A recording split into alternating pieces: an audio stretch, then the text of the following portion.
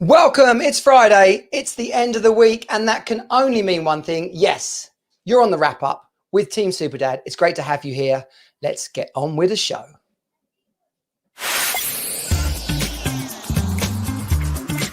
Welcome to Team Superdad. Real dads creating their best lives ever. More time, more money, more fun. You are not alone. You're on Team Superdad. Hey, welcome. Yes, it is Friday, and yes, this is the Team Superdad wrap up. If you know us, then great to have you back. If you've just seen me the first time, then welcome. Good day, good morning, good evening, good afternoon, and all that sort of good stuff. This is the thing we do for our Team Superdad friends, family, and members all around the world. It's a wrap up to celebrate the end of the week, to talk some crap, dad style, bloke style, in a quintessentially British way, chaps. And actually, no, that doesn't mean posh voices. That means ripping the shit out of each other, talking about topical items in a perhaps slightly inappropriate way, and generally having a few laughs about what's gone down this week. And I can't do that on my own. So let's bring in my regular co-host, Mr. Glenjamin. I am hurt, absolutely appalled, and I'm distraught. Posh voice. Are you trying to tell me I ain't got a posh voice? Mate, this is my proper talking voice and everything. Well, I said quintessentially British. For a second there, I thought some of our transatlantic friends might have had visions of Harry Potter. Well, no, even worse than that. The Crown. Crown, or that place with the big house and the old Downton Abbey. Downton Abbey, yeah, Downton Abbey. Yeah, I'm always going to be a below stairs person. Let's be honest, and that's just because I look like a troll. You're one of the guys that knocked on the door and brought in like the farm stuff. Master, do you want your food, master? That sort of shit. Yeah. Grouse and. Yeah, I'm a beater. I'm a beater. I go out and I, for want of a better phrase, I bash the bush.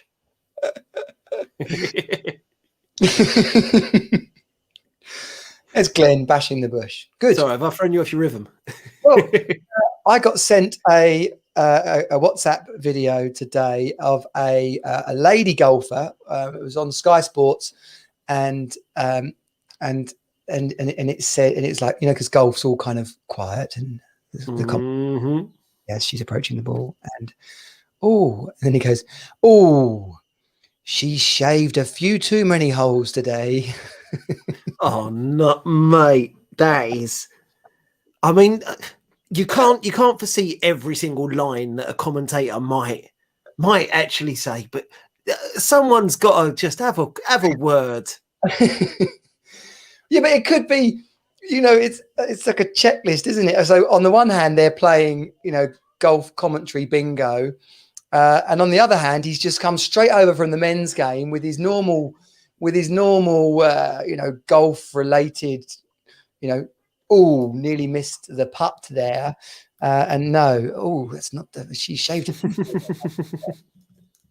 And the thing that cracked me up most was that me and the Scallies, the group's called the Scallies. By virtue of the 4 Scousers that are in there, and it's just good, honest tittering at a ridiculous line. Did you ever hear that old cricket one? The batsman's holding the bowler's willy.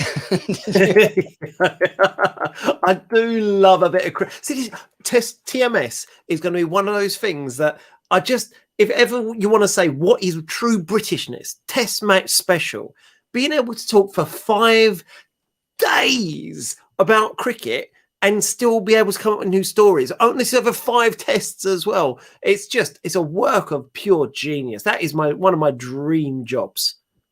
Well, and especially that old school one, you know, listening on what it as it was, Radio 4, and just, you know, I didn't even like cricket that much, to be honest, at all, to be fair. But I could always listen to a bit of Test match special because they're just goofing off, titting like it's a bit like baseball commentary, isn't it? Like Brockmire. There's amongst some chit chat about cricket, there's just general good time for a few hours about topical matters that pop to mind. Yeah. Mm-hmm. So Glenn, it's well, I tell you what, just let's do a little bit more of an intro for people that don't know what the hell we're doing here. This is the wrap up. This is what we do at the end of the week, as if we're in the pub. Glenn's got a glass of wine there. I've actually got a coffee. I've got one because I'm celebrating, Johnny. I've won another contract today. Put it together in 4 days, and that's another £500,000 worth of work, which will keep our team going for another little bit. I'm really, really, really pleased. It's a nice way to start a bank holiday weekend, isn't it? It is, and I made a note in my running order about bank holiday weekends. Listen, we'll come on to that in 1 second, right? Because I do want to talk about that. It's the wrap up. We talk about stuff from the end of the week. If you're listening, if you're watching, share, click the bell, leave us a review, be nice, and spread the love. Glenn and I are actually we're going to get all serious. We've got a planning session coming up to grow the wrap up, to bring more people in. We've realized that actually it does take a fair amount of time, energy and effort, and if the audience doesn't keep growing and going up, then what the hell is the point of it all, basically? So yeah, with all seriousness, if you love us, then give some love by sharing the wrap up with people in your world. It would be much appreciated. It doesn't make your enjoyment any less either. It's one of those weird things, which is it's compound interest. The more people listen, the more enjoyable it will be for you. And how cool will it be for you to be able to point to other people and say, you know what, I was in there first. You see that show? I introduced you to that. Get in there now at the ground level. This is a pyramid scheme without any payments. Just be the influencer. Influence your friends and be good influence. We could get some car stickers. Like, you remember back in the 80s, the Chad? Or like bumper stickers. No, yeah, man. Let's get some bumper stickers going. But do you remember the Chad? You might not even, I don't even know if you're old. Wait, I saw these things with names above the passenger seat. No, that was like furry dice and window. Yeah, that sort of thing. Remember, I'm from North London, so it counts. Chad, right, was like some kind of 80s graffiti thing with a nose. Oh, with the nose. Yeah. Yeah, I remember. I've read about it on the internet. There it is. Let's bring a little picture in for those people that are watching live. And we love you. You're our favourites. I mean, podcast listeners, you're great as well. But if you watch live, I love you. I've got to share the screen. Where the hell did the Chad come from? Glenn, do your normal ask Google whilst I'm doing this and see if we can find out where the Chad came from. Oi, Google! Listeners, watchers, who knows where the flipping Chad came from? Because I can't even see that now. What's going on? Let's move that over there. What is the bloody Chad? I don't know. 80s drawings that were a massive part of my life. Blimey, yeah. So we get some bumper stickers going, get some Chad going. Where are we? And then we can be like, I was there in the beginning. There he is. There's the Chad. There's the Chad. So for those, imagine someone poking their hands over a fence or over a wall with a massive dong of a nose, just kind of leaning over. That for some reason was Chad. I don't get it. I don't get it. It's also really innocent. In today's world, it would have a massive bell end on the end and a pair of bollocks and some swear words. Let's be honest, it had that when we were growing up as well. Have you seen that meme? Right, it's like a doctor's survey, and the question is something like, "Do you feel mature?" And then in the checkbox, it's someone's drawn a cock and balls. Nice. In the no checkbox, it's just a cock and balls. I tell you what about feeling old and mature. I've booked my COVID test because I'm over 40. I'm 40 years old, so I'm in that next bracket. And when I was trying, I put it on. We've got a little school class that we all kind of got back in touch with each other. And when I was pointing at how old we are so we can do it, I realised the time between now and me leaving school is less than the time between me starting school and the fucking moon landings. So from Neil Armstrong walking on the moon to me being born, No, me starting school, not even being born. Me starting school is closer than me leaving school and now. And I don't think a fact has made me feel as old in my life. Yeah. Those things just keep hitting us now. Boom, boom, boom. You talk about a song and you go, oh yeah, that was 30 years ago. Yeah, we're closer to 2050 than 1990. I refuse to acknowledge these facts. Yeah, man. It's Jack Your Body, which you're not into your early house music, but Jack Your Body is like one of the quintessential. I've used that word twice in one show now. What a wanker! That's not wankery. We love a bit of quintessential. In fact, talking about wankery, I actually asked on Twitter this week, and I won't say wankery because I'm aware that I come from working class roots. You know, I come from a world where we didn't have carpet or curtains, where you'd learn which people to open the door to and which people were debt collectors. You'd basically negotiate with a corner shop on genuine. You'd negotiate with a corner shop to say, look, mum gets paid next Thursday. Can we have a loaf of bread and we'll pay you back then? That's the world I came from. Now I'm in a world where my kids have got a preferred brand of brioche. You know, we're so middle class, it hurts. And I asked on Twitter, what it's kind of quintessential middle classness. What low key middle class thing do you own? What's the most low key middle class thing that you own is? And the answers are astonishing. So before I go into them, about you, in terms of low key middle class thing, what quintessentially middle class thing do you own? Fact. Right, because I could make some up. I've got some ideas of that. But fact, I've got a device that you can cut a pineapple with and it turns it into chunks. That's nice. Well, you screw it down and then it pulls the middle of the pineapple out and then you put the thing down on top of it and it cuts it. Ka-chunk sort of noise. Well, no, it more like a pushy, squelchy.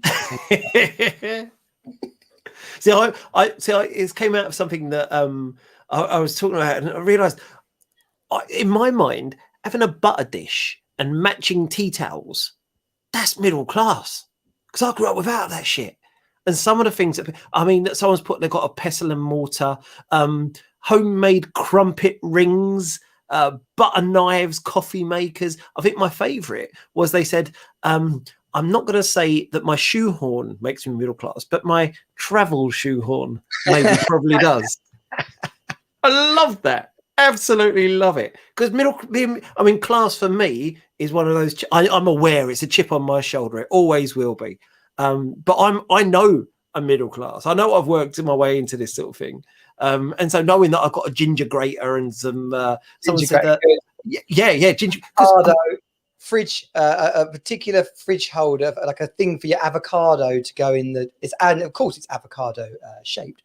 And it goes in the fridge. Yeah, good to keep your avocado fresh. Yeah, spiralizers, barber jackets. People think barber jackets, and this. I'm actually quite worried about how many of these things I've got. But I've genuinely got a barber jacket, and I turned up when I was going out with mates, and as we they saw it, and I was like, "Oh, you got a new jacket? That must be one of those really good barber rip-offs," because people can't accept that I'm now not a rip-off person. Yeah, because you're in North London, Walthamstow geezer, or East London, yeah. But I tell you what, though, if you're from Kent, you're a Kent geezer, then barber is, pretty associated with scary pikeys, basically. Oh well, that suits me down to the ground, then, doesn't it? In fact, I'm pretty sure that right now, if you wanted to buy a dog, I could buy. I get your dog. I know, but that shit's real around here. Where you're driving into Maidstone from your neck of the woods, there's that big roundabout at the motorway junction. Yes, I know it very well, with a big fence next to it. Yeah, and weirdly, there's a sign there that says it's a police sign, right? And it's somewhere like the police motorway cars kind of hang out before racing down the motorway. But 50 yards further on from that is a like an infamous pikey caravan thing. Traveller caravan thing, where you literally take your life into your own hands by going on there. Not because only because you're an outsider, right? So there's quite a lot of that around Kent, you know. And it's really hard because I'm kind of I feel like I'm a modern man, but I'm going to have to fight against the. Did you ever watch My Big Fat Gypsy Wedding? Yeah. And that gave me these irrational fears that if my daughter came home and said, or my son came home and said, I'm dating a traveller, I would have all these irrational fears about all the things that were kind of insinuated within those series. I've got no reason to believe they're true, but I've also got no reason to believe they're not true. And we've got such an ingrained fear of travellers, which is mad because my family's Hungarian. There's probably gypsy, Romany blood in me, left, right, and centre. Yet I've kind of been indoctrinated in this society where travellers are scary, and I genuinely feel a little bit scared. Well, yeah, and in fairness, and not at the risk of putting my life in danger by saying anything too negative against them, I know a fair few people who work at the leisure centre here. So when you have, like, what happens is occasionally a big gang of them turn up and take over a couple of fields around Maidstone, then they all go to Moat Park on a Saturday, and it is quite scary. And then the women that run there said, yeah, they just literally strip the place. Like the coffee bar, the sandwich thing, the machines, it just, by the time they're done, a week later, they've got to rebuild the place. And this is one of there's kind of different routes. You got travellers who actually they're travellers in name and culture, but they don't travel. They stay in a place. And then you got the travellers who just go through and go through and go through. And no matter how much those travellers who stay there might want to retain their culture and so on, and their history and heritage, but also want to be part of a wider society in some way, then you've got these other people breeze through that just trash it for them. They just nick stuff. That's what I want to know. I would love to sit down with some travellers and say, I'm not being funny, right? But you do know you nick stuff, right? Then there we go. What are you talking about? Like, no, we don't. Or, well, yeah, actually, yeah, sorry about that, but yeah, we do. I don't know. But I guess they're in the same thing of like we can say it, but you can't, and we don't, but we know other people do. Just like if I'm as a for what of a better phrase, a Cockney, if I went up to Birmingham or Manchester or the North, they would say exactly, you're a fucking, you think you're some sort of geezer, don't you? You're all fucking tea leaves and EastEnders wannabes. Well, I virtually did it, even though I was only in Stafford for uni. I was the only. There was one other Southerner there, right? One, and I mean that. I don't even like taking the piss. I literally was, right? And I've told you this story before about day one when I said, "Oh yeah, hello, my name's JJ," and then like, who the fuck's this? Let me try that again. Johnny, does that work any better? Yeah, okay, good.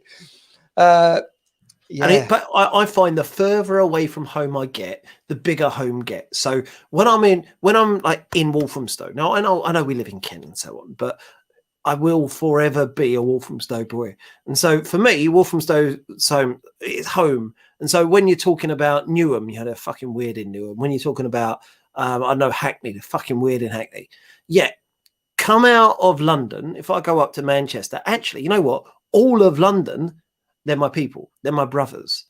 And so when they're going on about London, I'll defend London. Go up to Scotland, all of England becomes my people, and I'll defend us. Go out into any kind of European country, all of Britain becomes my people. Go out to fucking China and so on, then Europe becomes my country. It's so weird how our sense of ownership and who we are expands or contracts on a constant basis. Yeah. Did you, like the European Super League meltdown the other week? Oh yes, we talked and then about they that were last week. talking about bringing Celtic and Rangers. Into the British Super League. What a load of twaddle. Appease that, right? So they had this Scottish guy rang up. Yeah, it was brilliant. I'm not going to attempt to do a Scottish accent, right? But please do. He's like, hello there. Nailed it. Everyone, it's Jockey here. Hello there. He said, well, you can come up here if you want. He says, but I got to be honest, it's like a blood flipping fest when you got a load of English dudes turn up in Glasgow. He says it's just a field day. We can't help ourselves.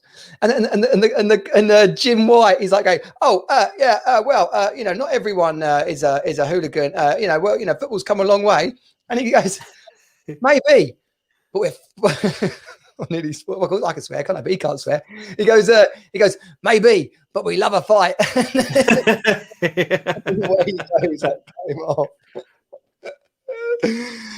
Oh man, yeah.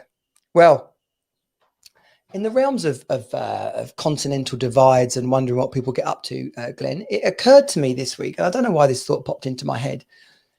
What does Donald Trump do now? Like what is he up to? Or other former global leaders? Like how do you suddenly go from having the big red button to destroy the world and a phone you can ring up and abuse Putin on, and then you just sat in a hot tub having crumpets at night, got nothing better to do? I tell you what, this has a point, bear with me. When I moved from London to Kent, after about 6 months, I just felt myself. I literally stopped in the street and thought, fuck me. I'm not looking around the corner and wondering if someone's going to jump out at me. I'm not wondering where the bush is. I'm not looking at my exit points. I walk differently because I'm not like worrying about if anyone's going to have a go at me and I need to project an area of authority. I've relaxed. Now, hasn't it felt relaxing on social media and in the media without Donald Trump over the last few months? It's been nice. So nice. So good. But it's also made it so blatantly obvious and weird, like how he spent 4 years just pumping the global Twitter sphere and social media and the media just with random comments throughout the day about what he was up to and who he didn't like that day. It's amazing. His last one that I noticed was he had a rant at the Oscars. That's all he's got left now. It's mad. Absolutely mad. So he had a go at them saying it used to be called the Academy Awards and now it's called the Oscars, a far less important and elegant name. Had a go at basically said, go back 15 years, change it back to the Academy Awards. Don't be so politically correct. As if politically correct is a fucking bad thing. What he's basically saying in there is all these giving awards to black filmmakers. Exactly. That's fine. Be a bit racist. Be a bit sexist. You know what? We want more people like me. God, bring back a great host. Hasn't Neil Patrick Harris hosted it a few times? Who is one of the greatest hosts in history? It's just he's going on about all these television people spend all their time thinking about how to promote the Democrat Party. Yeah, because that's what the Oscars is all about. It's all about knocking down conservatives and pro-life people. Fuck you now.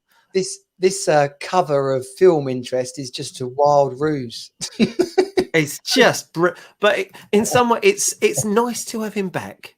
I know, but that's all he's got. He's like, I need something big. And what's on this week? What's on? What's big? Oh, well, the Academy Awards are on, darling. Right, I'm going after them. Yeah, let's make them more racist. I mean, great again. All these black people making films as if they're any good. What are you talking about? Christ. But it's so nice. And I hate it. I hate that it exists. But I like the fact that he really is. Do you remember when you went to the dentist and you had to chew that tablet and it showed up all the plaque on your teeth? Yeah. Donald Trump is the plaque shower-upper of the racist world because it allows, as soon as he says something, it will bring out the racists. It will say that. So you can identify them and you can fucking scrub the shit out of them off your face because you don't want them anywhere near your life, do you? It's crazy. But I just imagine, like, what's he doing? What's like buttering a piece of toast? He's like, fucking Putin. No, he's not fucking Putin. He's like, Putin, tell me how I'm meant to be doing this, please. Oh, my old friend, I miss you. He's just signed himself up for like ever now, hasn't he, Putin? Yeah, they've stopped even pretending about elections. Let's be honest. He's basically king and emperor. It's only a small country anyway. That's how he gets away with it. It's because it's such a small country. Yeah, only the bits that count. Yeah. How many people in Russia? 200 million? I don't know. Probably more than there are in Bolton. Probably. I don't know how densely it is. But in a fight, I'd still take anyone from Bolton over anyone from Russia. I mean, literally anyone. You show me a Bolton housewife, she will kill any Russian SAS equivalent. I don't care. She just give her handbag. She'll fucking smash the shit out of them. That's what they should do. The new army, they should do it by region. Like, so the Bolton wives, you know, the Kent Diddycoys, you know, so these just battalions of yeah. Would you go up against them? I wouldn't go up against them. The Bolton wives versus the Kent Diddycoys. No. No. I'm sitting on the sidelines for that one. I'm to buy into the American thing. I'm metaphorically pleading the fifth. He's taking the fifth. Oh, Andy Arter says there's 170 million in Russia. Oh, he believes. If you could get the confirmation of that, Andy, that'd be great. We'll take a rough estimate, Andy. Thank you very much. Well, is that pre or post COVID though? Well, well, pre or post Putin's decision after watching TV tonight. Yeah. I'm saying that because COVID's obviously a big thing, and I. Unlike some of the, I'm not I'll be honest, I'm not a massive fan of Brexit, but we've managed to roll out our vaccinations pretty well. And we've now reached a stage where over 40s can get their vaccinations. And I am 40, so I've booked my vaccination.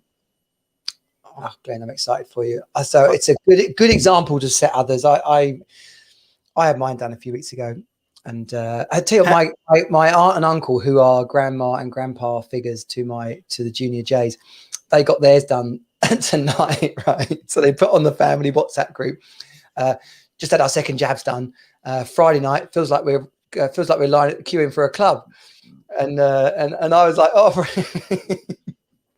Friday night queuing for a club, getting some of the latest drugs. You're in for a good one. I think it went over their head a little bit, but in my mind, I was thinking of them just.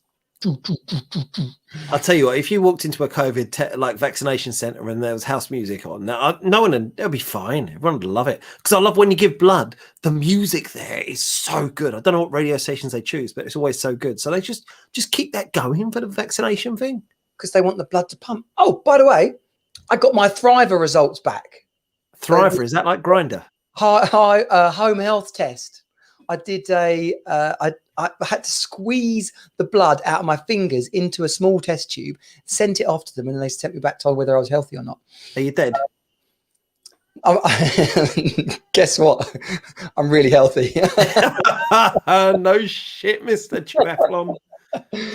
I had confirmation from Andy. Thank you, Andy. Latest update on the Russian population looks like it's just 146 million. Wait a minute, wasn't it 170 odd million earlier? Is this? Are we contributing to the decimation and the kind of humanitarian crisis in Russia? Are we kidding Russians? I think Putin probably just annexed or nuked another small region of Antarctica or somewhere like that. But yeah, anyway, Thriver. I've been interested in these like home health tests for a while, because we watched the Biggest Loser USA.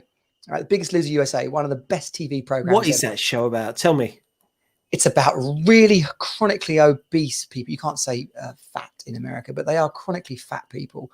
And then they go on the show, and then they train the living shit out of them for about 4 months, and they just shed weight. It's like a miracle. And obviously, if you're good, you get to stay, and if you're shit, you get sent home. Like, shouldn't it be the other way around? You know, if you're losing weight, you don't need them anymore, and the fat people should be like forced to keep going. There is an at-home prize to keep them motivated. But so then, like, kind of week two, they go and have a test with the doctor, and they take the bloods, and then episode 3. They do this whole dramatized thing where they go in and they individually get their results, and they're like, Sue, you're very overweight. Who's got one leg on each stool, you know? She's like, okay, what else? It's like, well, you have a metabolic age of 79 and you are actually 28. Oh, more tears. You have got type 2 diabetes.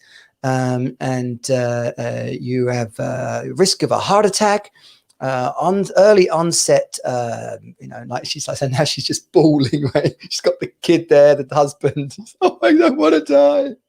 Oh, what do I do? Like, stop eating all those burgers.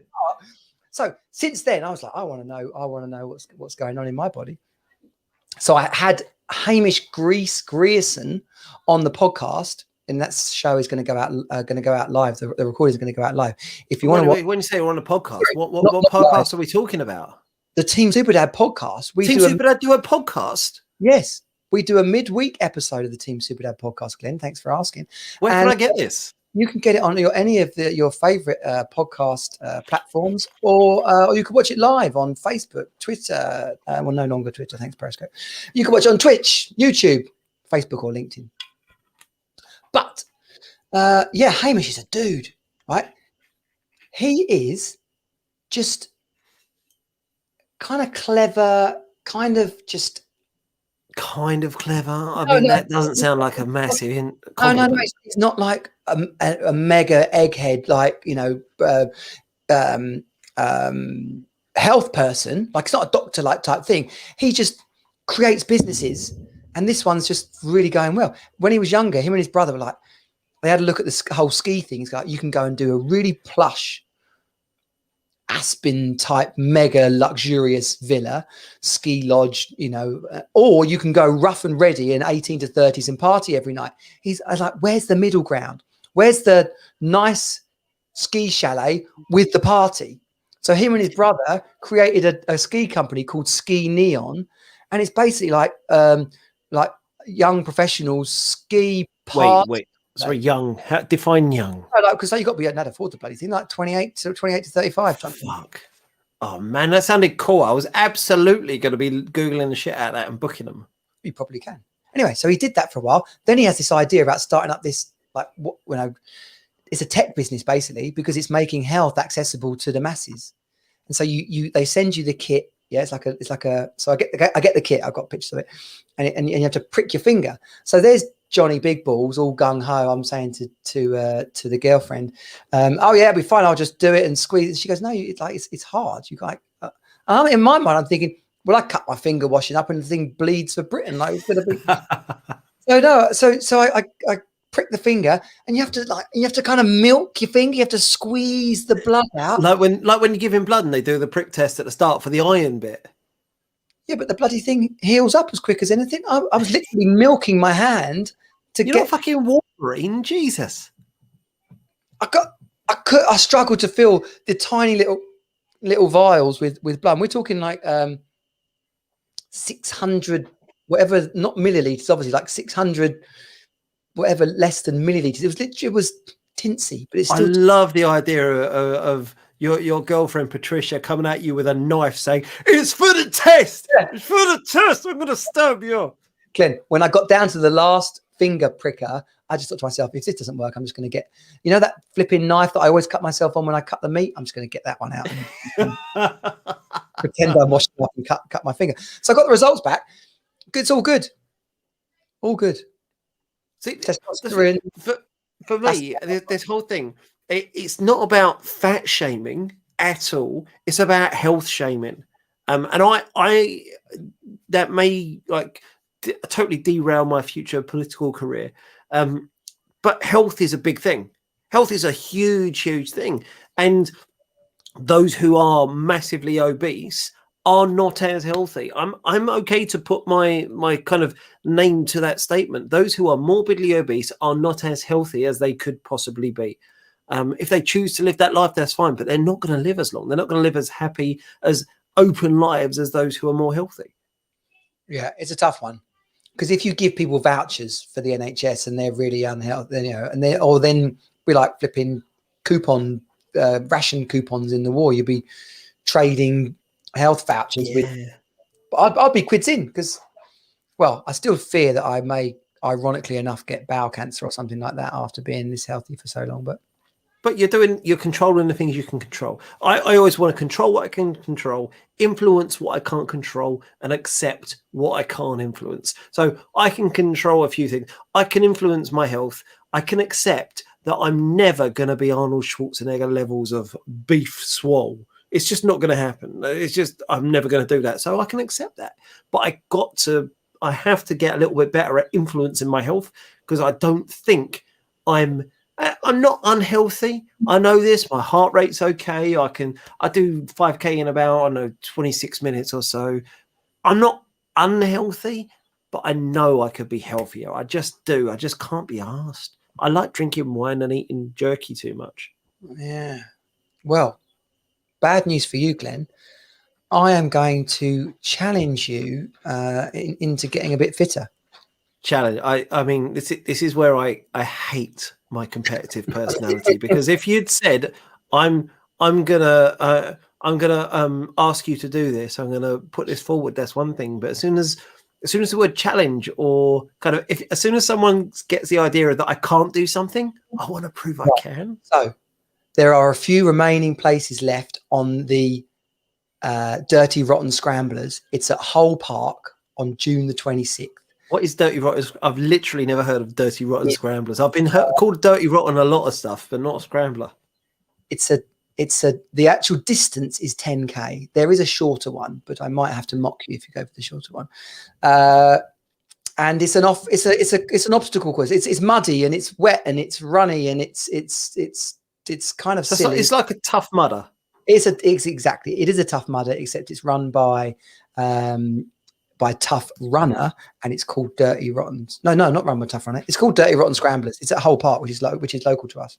So when is it? June 26th.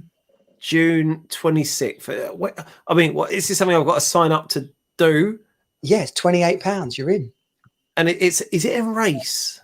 Because I feel like when I did I've done one 10K thing in my life. I've to be honest, I forgot about it until a day before, and then kind of turned up, and I did it was just a run. I'm not talking about the muddy bits, but my run was, I said, look, it'll be embarrassing if I was much more than an hour. I did it in 55 minutes.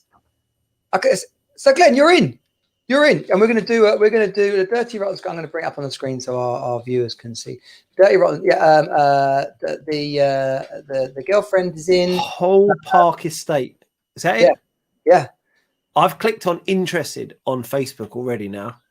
Yeah, but they're going to run out of places. You need to go and book. If you go to active.com, you can book on active.com and book on the Dirty Rotten Scrambler at Hull Park.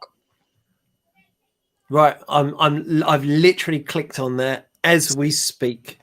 We got a few Team Super Dads actually doing it. Paul, Athos, now Glenn. Any other Team Super Dad crew who want to come and do it with us? I'm going to post a link on the thing now. Andy, can we get Andy down there? 26th of June. Oh, bollocks. Oh, that's really annoying. That really fucking annoys me. You know, I have my kids week on, week off.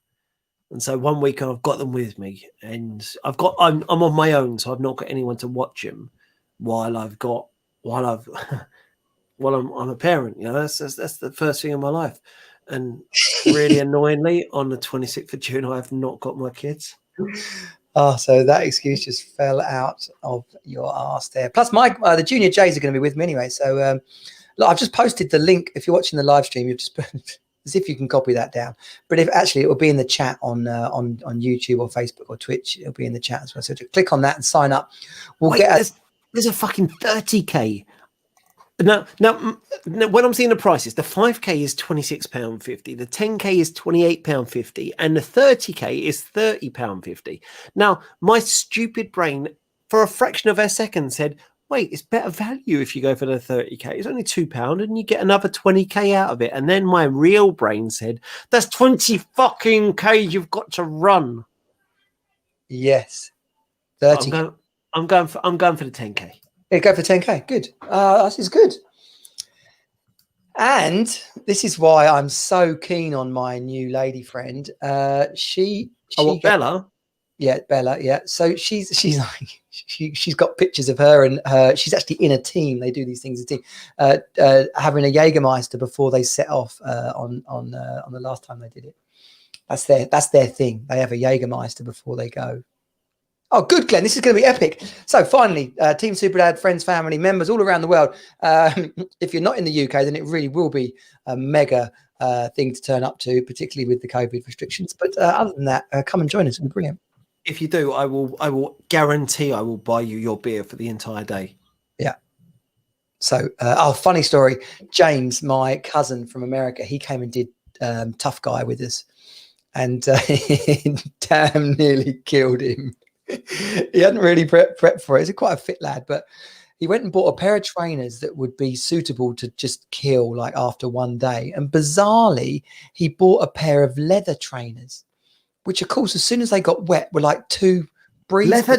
Leather trainers? Do they still make those? Yeah. I don't know. Not a pair of Mong shoes. I mean, just, a pair of, they were trainers, but they were leather, But oh, man. I'll tell you, what else have we got here?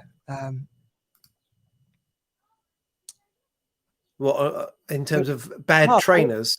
I made a list. We got our running order. Because it was exciting. I didn't realize we were going to get, because the reason we were going to challenge you to get fit, we've got loads happening over in the Hero Academy, which is the paid program part of Team Superdad. Can I just interrupt? I'm on the screen to sign up to this fucking 10K. Team Superdad, does it have a team on this run that we could do? As of now, yes, because you're doing it, Paul's doing it, Athos is doing it. So yeah, we do actually. Is there a team I can join, or do I have to create it? I don't know. I'll ask them. When I booked it on, I don't think that was there. Anyway, this is good chat for you and me, Glenn, but it's not good chat for our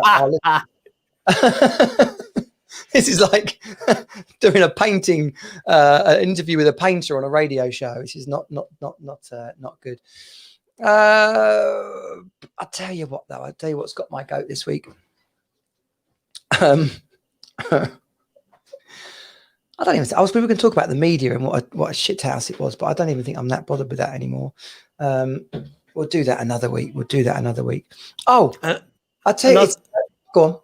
I was going to say another week, which is coming up ahead of us, which doesn't have Star Wars Day in it. Is that what you're saying? Because you don't want to be spending time on Star Wars Day doing other things. May the 4th next week. Exactly. And so this is a bank holiday weekend. This is an opportunity that you don't often get, to be able to say, you know what, I'm just going to dedicate 3 days of my bank holiday weekend to the greatest TV or cinema experience in history, and I will die upon that hill. So that might just be a way of filling these 3 long and lonely days by watching every Star Wars movie in one go. Yeah, but when you're watching them, there is a very clear order. I don't know how much. I've not actually explored. How much of a geek are you, Johnny? I have geek tendencies and geek leanings without actually being a geek. So, for example, I have quite a lot of love for Star Trek, particularly Next Generation. But I have recently been watching Discovery with the black woman who's absolute badass.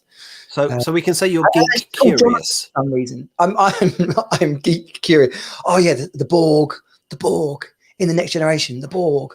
Yeah. And being assimilated. Yeah. So I'm a bit geeky because I am. I mean, full on ridiculously geeky. I mean, it's hard to believe when you look as handsome as I do, and you're as cool and as stylish and as charismatic and as sporty and all that sort of stuff. You just think you can't be the complete package. But yes, I am. But at some point, you meant to interrupt me because this is all bullshit. I tried to set you up this week. You what? Sorry, I tried to set you up this week, and they did, and they Googled me and said, "What?" No, I don't know. No, a friend of mine messaged me on Facebook and said, "Are you single?" Asking for a friend. And I said, well, strangely enough, thanks for asking flipping any time in the last 5 years. But as it happens, now you have asked recently, no. And then she said, have you got any suitable mates? And I said, yeah, Glenn, my co-host. And then she said, does he vote Labour? Right. I mean, that's a hell of an opener. I know. I said, I've got to be honest, as a bloke who was recently looking to date, if one of your first questions was, who do I vote? I might put that as a red flag. I've got to be honest. But then maybe not. Maybe not. But the thing is, I'll park the sci-fi shit at the moment. I'm a rainbow voter. I will try and vote for whichever politician best meets my needs, depending on what level of conversation we're having. So I have genuinely voted for almost, purple aside, almost every spectrum of the rainbow, because I'm one of those weird people who actually reads policies, who actually reads manifestos, and actually tries to understand which of the politicians that are standing for election at this level that they're talking about best meets my ideal of what they should be doing. And everybody should do that, Glenn. Yeah, they're not going to do that, though, are they? They're not going to do it, no. But sure, here's the thing. This is where you and I overlap. Just, I think about doing that, and go and read some kind of summary, but never read the full Monty. Right. Okay. And I might read 2 out of 3, and then be like, well. I've generally voted Conservative and Liberal. I did vote Labour when I was at uni because it was Tony Blair time. Plus, I was a student, so why wouldn't you if you're a student? And have I ever voted? I've never voted Green, I don't think. But anyway, yeah, it's probably me. Yeah, my first ever vote. I did the standard stupid 18-year-old thing and voted for the person with the best name. I think I voted for William. What was his full name? William Edward Pontesquieu Smythe, something the third. Brackets known to his friends as Bill. That sold it to me, and he was Monster Raving Looney Part. Oh, he was, right. I thought you might be living in Putney or something like that. I voted for him all. But I used to be a local politician, so I've got an idea of what locally goes on, and nationally as well. I've got now as I get older, I'm getting a bit more narrow in my bands, but they're all centerline. I want people who are going to do the right thing, regardless of what their party says. Whether they are, I refuse to vote for the extreme left. I refuse to vote for the extreme right. The closer to the centre you are, the better it is. That's where the action is. Yeah. So, is she a lingerie model who votes Lib Dem? That's what I'm saying. Yeah, I know. Do you know, that'd be really good. I could go back to them and say, well, he has voted Labour in the past. Does she wear? Just go in for a really specific question. As what's her thoughts on crotchless knickers?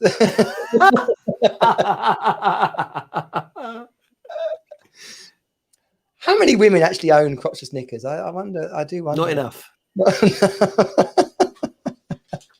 That's the present that you. How many men have bought that present and it's gone woefully bad? Like almost, I'd say 98% of men who have bought that present, they did not check with their spouse that their spouse wanted that present. Oh, I would love to know that. Men are shit at buying lingerie. I've got to say, we're really, really bad at it. Not only do most men not know how women's dress sizes and bra sizes and the whole shebang works, but we don't actually check what they want to wear. And so you can't buy something for someone and expect them to dress up and act in a certain way if that's not what they want to do. Yeah, you got to have that conversation first. Yeah. Sex tips 101, guys. If you're going to buy your missus some crotchless knickers, have the conversation first. Talking about missus, you all good with yours? Your relationship with Barbara? Yeah.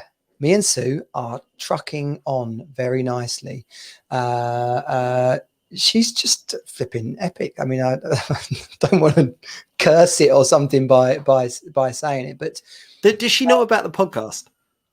The funny thing is, right, she does, and I don't believe she listens. But obviously, we've talked about in the past how it seems that my ex does listen. So, well, hello to my ex if you're listening. Good to have you with us.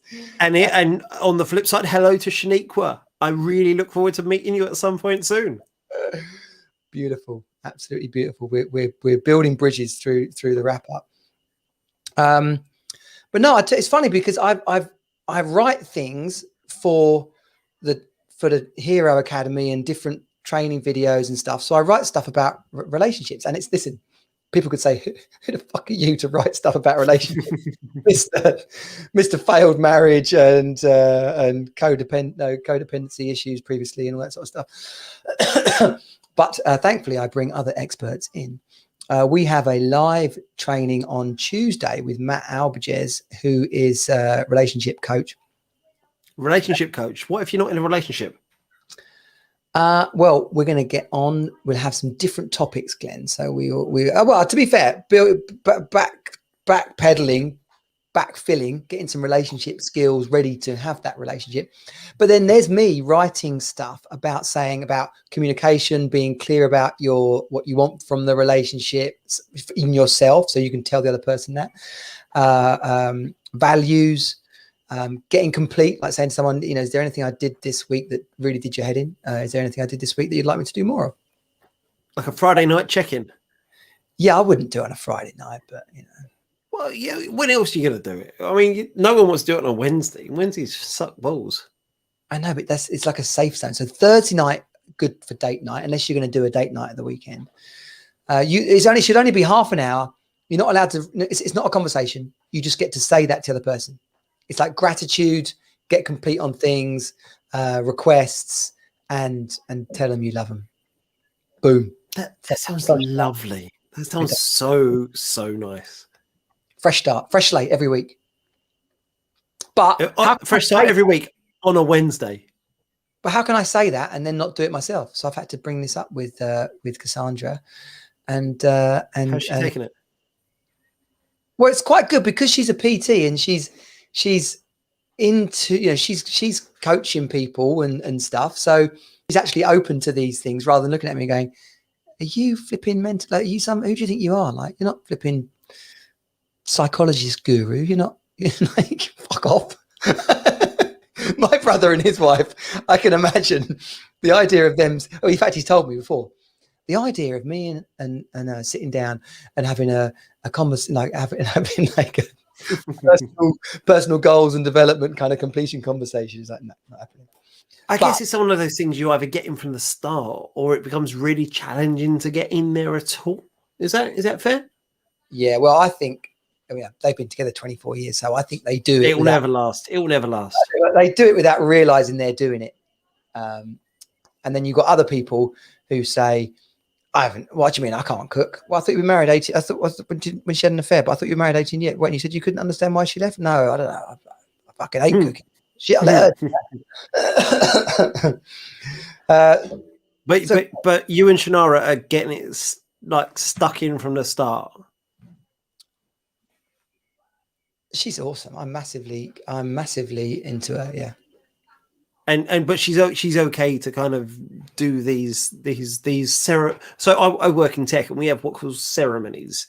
The kind of startup phases and various different check-ins and daily stand-ups and all those sort of things. They're part of the ceremony cadence. Yeah. And so you've got a relationship cadence going on.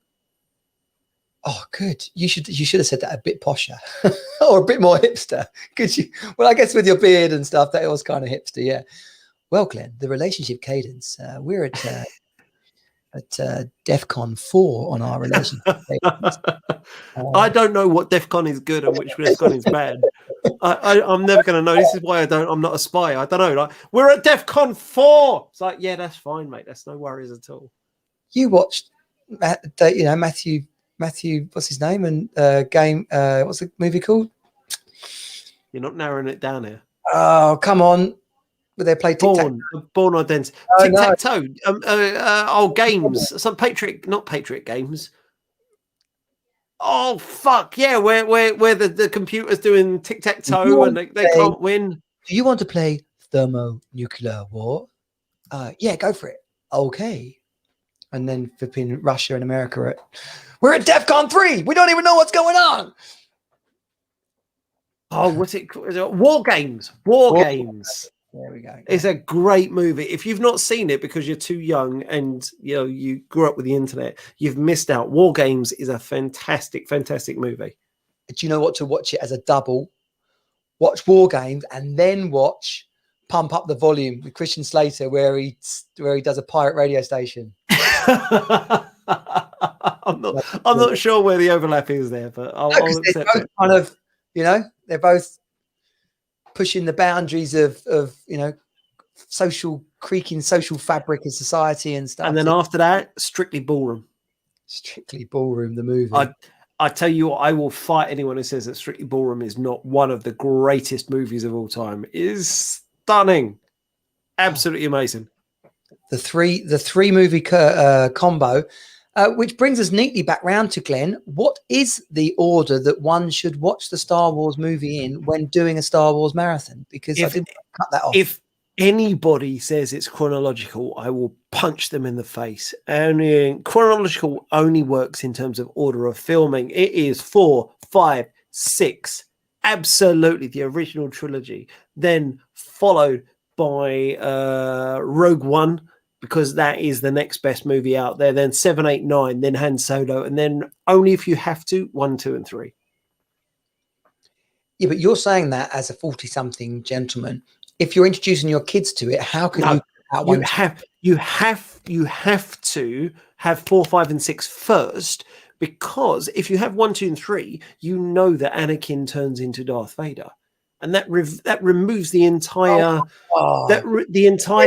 no, I am your father. Yes, moment. And you need that. That is one of the, and not just me saying this, that is in cinema one of the greatest reveals in cinematic history, and you lose that if you watch it in 1, 2, 3, 4, 5, 6 order.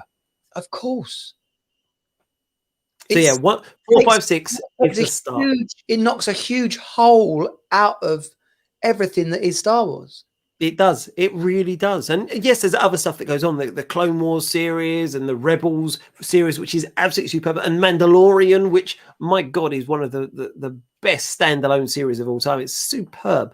But in terms of just the movie canon, 4, 5, 6 has to be, no matter where you go after that, 4, 5, 6 is the first movies you have to do, because otherwise you are killing happiness for your children. Do you hate your children? I'm with you. I love my children. We have watched them all already, and I'm pretty certain we watched 4, 5, and 6 first. I'm pretty certain we did.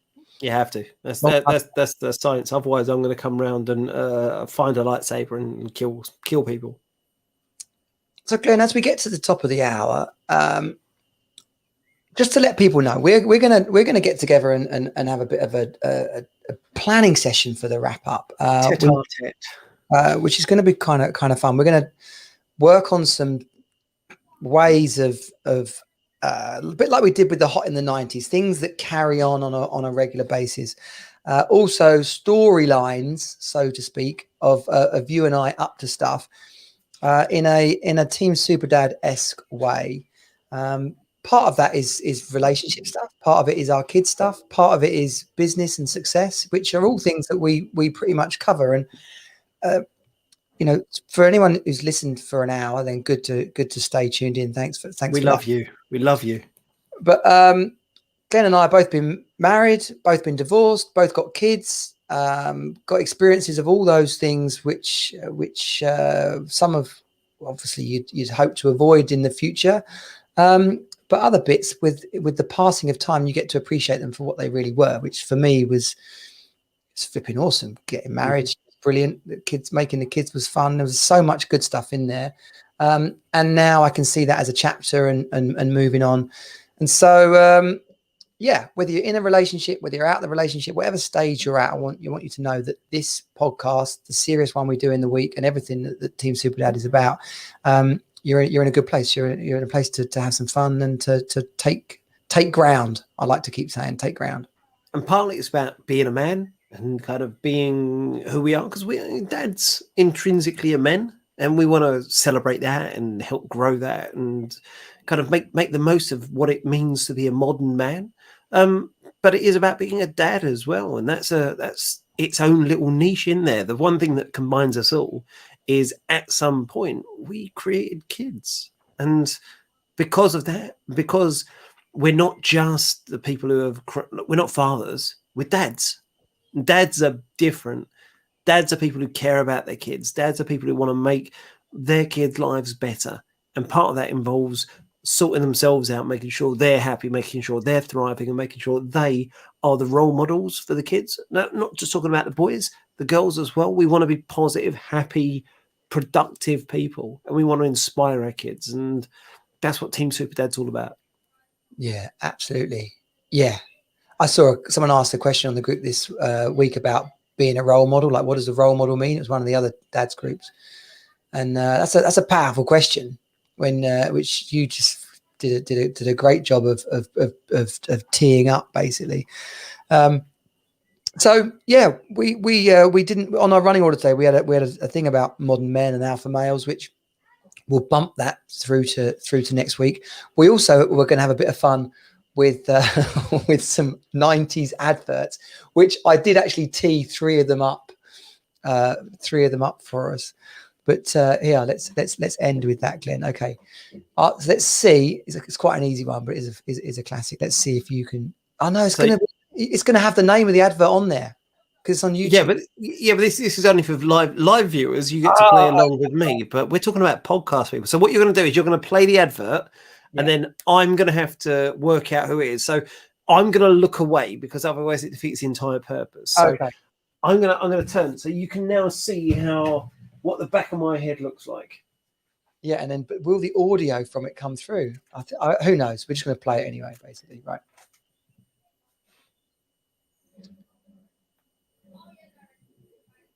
Is there audio? I'm not hearing anything so far. All I'm hearing is your kids in the background.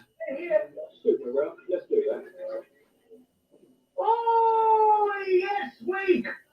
So you can't hear it. I've just paused. Wait. No. Oh yes. Was that Tango? Replay here. Super, let's do that.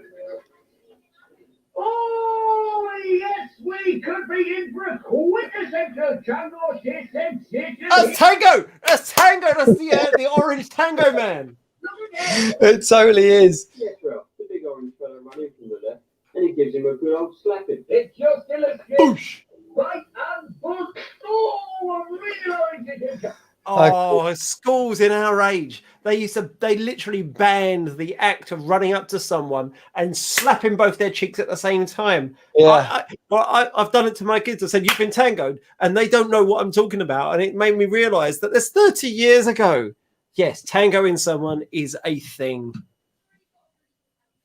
Classic. So didn't really do it just yet because we hadn't worked out how to make sure the sound was coming through. But, next week. I can just about hear it through your microphone. So yeah, if we can do it so everyone can stream along and play along, and you'll get it before I do, I reckon. Yeah, the advert game. Me and my brother used to play it. It's an advert game. I don't even watch adverts anymore. It's crazy. So thanks everyone for listening. It's been great to have you on board. You know, the wrap up. It's put it in your ears wherever you are, in the car, in the garden, doing the washing up, go off the way to a meeting, hiding in the staff toilets pretending to work, listening to the wrap up. It's been great to have you. Have an absolutely, at the risk of time stamping this, have an absolutely epic bank holiday.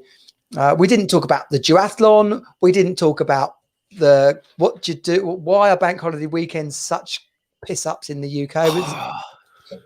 We didn't talk about the fucking media and clickbait. We didn't so much. So I didn't even mention I've been to the office. I've seen real people this week. Yeah. So many things we could talk about. But I want an update on the how many dogs actually turned up at the office this week. I do want to find out. So, yeah, well, just whatever you do, just sign up to this bloody, what is it, the 10K thingy, the mud thingy. Dirty Rotten Scramblers. It's in Hull Park in Kent. If you're anywhere near us, Team Superdad listeners in the UK, then get signed up. I do actually know that there are not many places left, so get cracking on that. We actually have a club on Strava, so come and join the Team Superdad club on Strava. Sign up for the Dirty Rotten Scramblers, and we will have Jägermeisters, and we get some team team onesies or something. What are they? What's that? Mankini. We'll get, if you turn up in a mankini, I'm not even sure. I'll run faster if you're behind me. That's all I'm saying. There's always one in there, someone in mankini. It's hard to screen print a mankini, though. There's only really one place. Glenn, good chatting to you, buddy. I'll see you next week. As always. See ya. Yeah. Team Super Dad out. Let's get that funky video going. Catch you later, guys. This has been Team Super Dad. Find us at teamsuperdad.com. Join the program and create the best life ever for you and your children. You are not alone. You're on Team Super Dad.